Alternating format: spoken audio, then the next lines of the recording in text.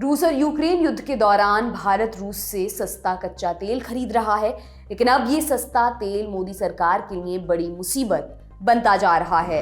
आज के खर्चा पानी में हम इसी पर विस्तार से बात करेंगे, जानेंगे कि सस्ता क्रूड किस तरह से भारत के लिए परेशानी का सबब बन रहा है, भारत रूस से हर दिन कितना कच्चा तेल खरीदता है।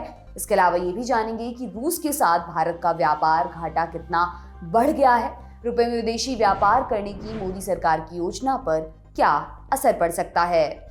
नमस्कार, मेरा नाम दिव्यांशी सुमराव है और आप देख रहे हैं खर्चा पानी। सस्ते के चक्कर में भारत ने रूस से जमकर कच्चा तेल खरीदा, लेकिन अब ये फायदे का सौदा मोदी सरकार के लिए बड़ा सिरदर्द बनता जा रहा है। न्यूज एजेंसी ब्लूमबर्ग की एक रिपोर्ट के मुताबिक दोनों देशों के आयात और निर्यात के बीच की खाई गहरी होती जा रही है। इससे रूस के साथ भारत का व्यापार घाटा लगातार बढ़ता जा रहा है। साथ ही रुपए में व्यापार करने की हसरतों पर भी पानी फिरता नजर आ रहा है। ब्लूमबर्ग की इस खबर में कहा गया है कि रूस अब रुपए में पेमेंट नहीं ले रहा है, क्योंकि रूस के बैंकों के पास काफी मात्रा में रुपए जमा हैं। अब समझते हैं कि भारत ने रूस के साथ रुपए में ट्रेड को लेकर क्या प्लान बनाया था और यह खटाई में पड़ता क्यों दिख रहा है। दरअसल पिछले साल जुलाई में आरबीआई ने विदेशी व्यापार के लिए ज्यादा से ज्यादा पेमेंट रुपए में करने की योजना का ऐलान किया था। इसका मकसद था कि रुपए में गिरावट को थामा जा सके और डॉलर पर निर्भरता कम की जा सके। लेकिन करीब 7 महीने बीतने के बाद भी विदेशी व्यापार के मामले में रुपए में पेमेंट काफी सीमित है।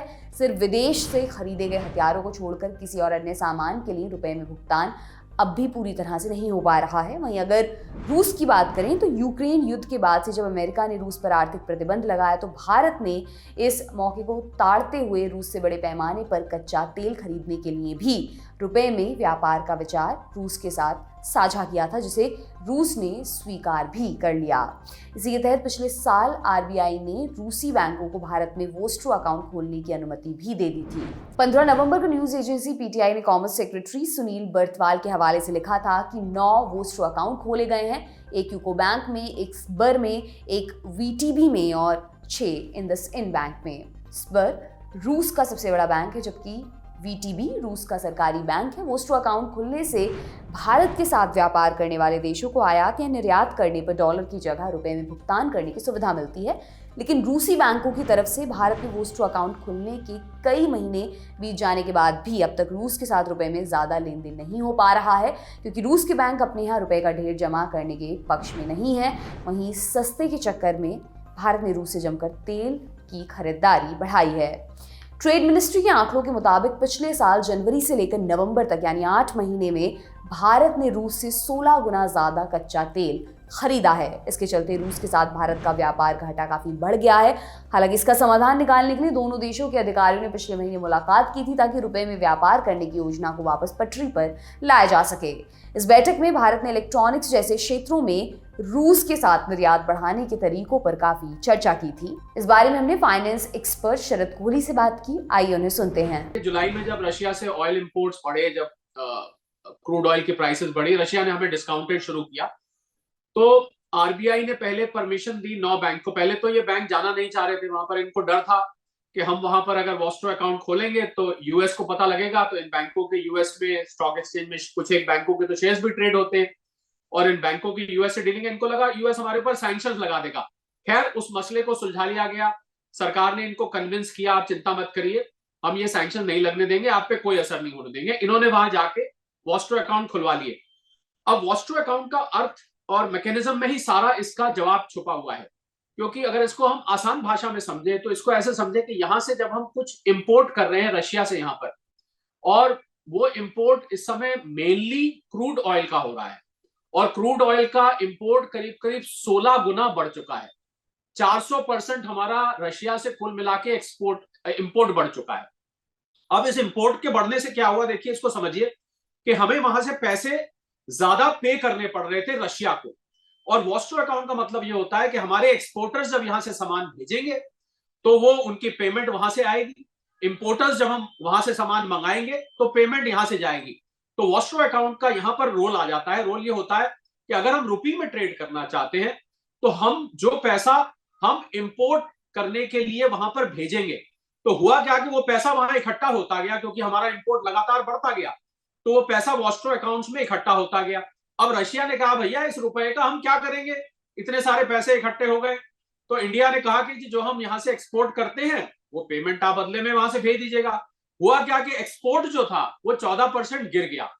तो इंपोर्ट और एक्सपोर्ट के बीच में जो इतना बड़ा गैप खड़ा हो गया, इसकी वजह से वो वॉस्ट्रो अकाउंट इतने कामयाब नहीं रहे और रशिया ने आनाकानी करने लगा कि भाई अब हमें रुपए में पेमेंट नहीं चाहिए। भारत के सामने एक और मुश्किल है। मान लीजिए भारत अगर रूबल यानी रूस की मुद्रा में भुगतान करे तो भी एक बड़ी चुनौती ये है कि वहाँ की करेंसी बहुत हिचकोले खाती है। इस वजह से रूबल के लिए कोई निश्चित विनिमय दर नहीं है। ब्लूमबर्ग के मुताबिक भारत पेट्रोलियम कॉर्पोरेशन लिमिटेड के एक बड़े अफसर ने पहचान जाहिर ना करने की शर्त पर बताया, रिफाइनर को जोड़ने से संयुक्त अरब अमीरात यानी यूएई की करेंसी दिरहम में पेमेंट करना होगा, जो कि डॉलर में आंका जाता है। बाजार मूल्य के हिसाब से भारत की सबसे बड़ी कंपनी रिलायंस इंडस्ट्रीज और बीपीसीएल उन भारतीय रिफाइनरियों में शामिल हैं जो रूस से कच्चा तेल खरीदने के लिए दिरहम में भुगतान करती हैं। हालांकि भारत के विदेश मामलों और व्यापार मंत्रालयों के प्रवक्ताओं ने इस मामले पर ब्लूमबर्ग को फिलहाल कोई जवाब नहीं दिया है। आपको बता दें कि रूस अब इराक और सऊदी अरब को पछाड़कर भारत के लिए कच्चे तेल का सबसे बड़ा सप्लायर है। रूस यूक्रेन युद्ध से पहले तक भारत रूस से जहां 1% से भी कम कच्चे तेल का आयात करता था, वहीं पिछले साल दिसंबर में भारत ने रूस से हर दिन 12 लाख बैरल कच्चा तेल खरीदा है।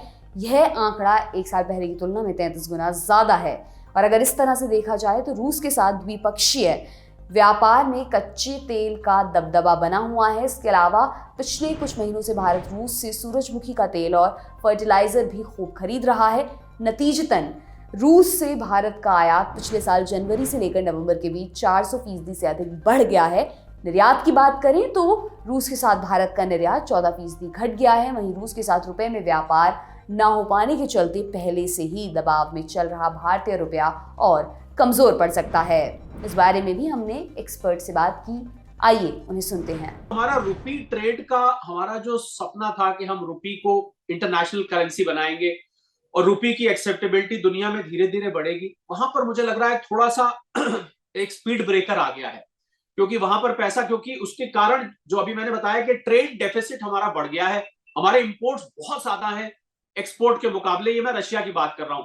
तो इसकी वजह से क्या हुआ है कि हमें जो पेमेंट है, अब दूसरा विकल्प क्या था कि भाई रुपए में अगर रशिया मना कर रहा है तो दूसरा विकल्प था कि आप रूबल्स में करिए। रूबल्स के साथ समस्या यह है कि रूबल बहुत वॉलेटाइल है, उसकी कीमत इंपोर्टर्स और एक्सपोर्टर्स को उसकी कीमत बढ़ती घटती रहती है। उसका खामियाजा हम सब जानते हैं जब आप अंतरराष्ट्रीय व्यापार करते हैं और अगर करेंसी बहुत वॉलेटाइल होती है तो आपको कभी भी बहुत बड़ा घाटा या बहुत बड़ा मुनाफा भी हो सकता है पर बहुत बड़ा घाटा भी हो सकता है। तो रूबल्स के ट्रेड में यह समस्या है। इसी समस्या को देखते हुए रिलायंस इंडस्ट्रीज, जो कि क्रूड ऑयल इंपोर्ट करता है, बहुत बड़ा रिफाइनर है निजी क्षेत्र का, उसने ये ट्रेड दिरहम में शुरू कर दिया। क्यों दिरहम में शुरू कर दिया ये भी समझना जरूरी है, क्योंकि दिरहम और डॉलर आपस में पेग्ड है।